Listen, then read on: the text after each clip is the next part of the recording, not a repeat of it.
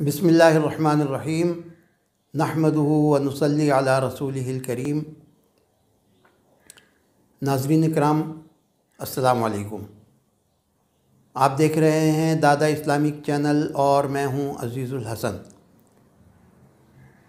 आज की वीडियो में शब बारात से मुताल्लिक़ बात की जाएगी। शब बारात के बारे में दो मुतज़ाद किस्म की आरा मौजूद हैं। एक वो लोग हैं जो इसको बहुत ज़्यादा मुबालगा आराई के साथ मनाते हैं और दूसरे वो लोग हैं जो इसे बहुत ज़्यादा मुबालगे के साथ रद्द कर देते हैं। एतदाल की राह पाई नहीं जाती। तो वो लोग जो इसके अंदर मुबालगा करते हैं और बिदाअत का इर्तिकाब करते हैं और इसको मनाते हैं वो भी गलत हैं, और जो इसको मुतलक़न रद्द कर देते हैं वो भी गलत हैं।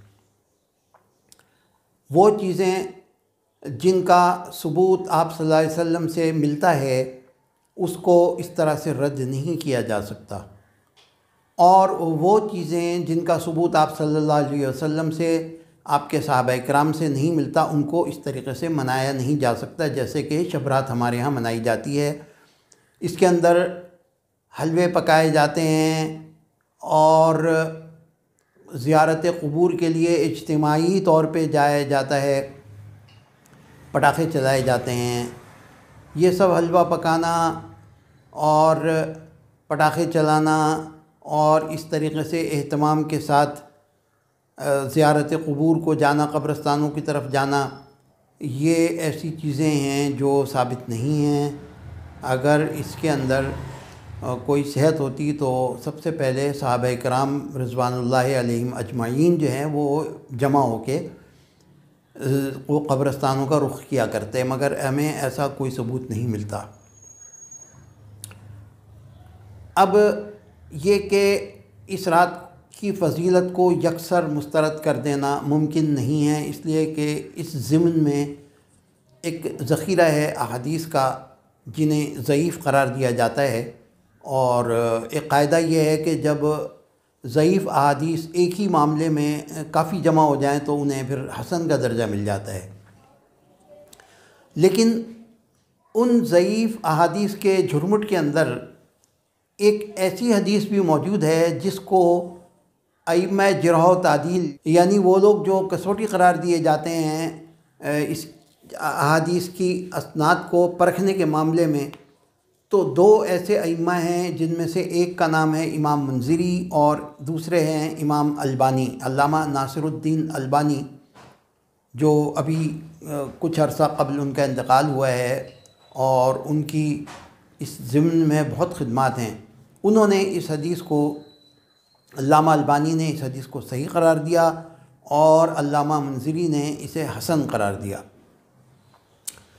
ये हदीस तिर्मिज़ी में भी है, बैहक़ी में भी है, इब्न माजा के अंदर भी है, सही इब्न हिब्बान में भी है और मुस्नद अहमद में भी है। उसके अलावा और भी ऐसे हदीस के मजमूए हैं जिनमें यह हदीस मौजूद है।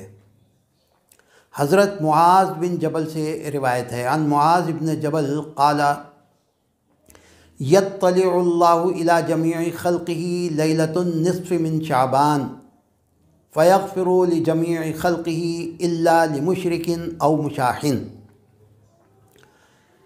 हज़रत मुआज़ बिन जबल रज़ियल्लाहु ताला अन्हु से रिवायत है, उन्होंने फरमाया कि निस्फ़ शाबान की रात को, यानी यही 15वीं शाबान की जो रात है, इसमें अल्लाह ताला अपने बंदों की तरफ मुतवज्जह होते हैं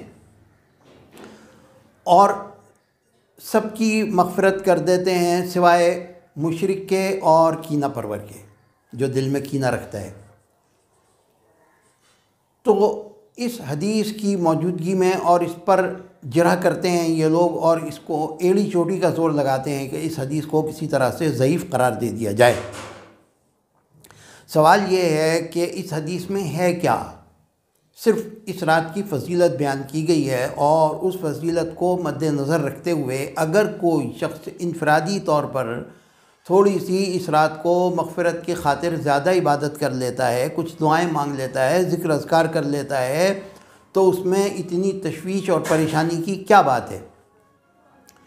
چنانچہ ایک صاحب نے یہ فرمایا، جب ان سے کہا گیا کہ امام البانی نے اس حدیث کو صحیح قرار دیا ہے، تو انہوں نے فرمایا کہ امام البانی سے اس معاملے میں اجتہادی خطا سرزد ہو گئی۔ دوسری حدیث سنن ابن ماجہ سے پیش کی جاتی ہے کہ نبی صلی اللہ علیہ وسلم نے فرمایا کہ اللہ تعالی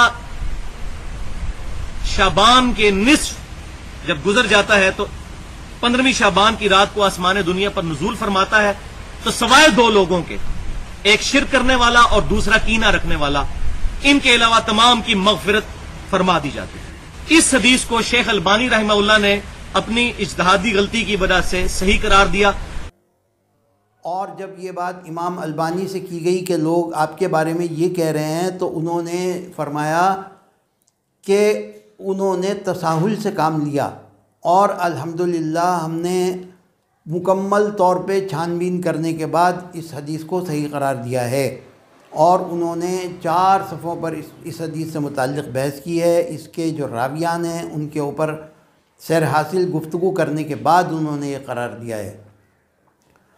تو آپ سے گزارش ہے کہ اس رات کے اندر، اس رات کو ضائع نہ کریں خرافات کے اندر، اور اس میں کوئی ضروری نہیں ہے کہ آپ مسجد میں جا کے اجتماعی طور پہ جاگیں، مسجدوں میں چراغاں کریں، لیکن یہ کہ عبادت سے گھر کے اندر، کیونکہ ارشاد باری تعالیٰ ہے والذین یبیتون لربہم سجدا وقیاما، ان لوگوں کے لیے نوید ہے جو اپنے گھروں کے اندر راتوں کو جاگتے ہیں اور عبادت کرتے ہیں۔ تو اللہ تعالیٰ ہمیں جو ہے وہ عبادت کرنے کی توفیق عطا فرمائے، ہماری آپ کی سب کی مغفرت فرمائے۔ وما علینا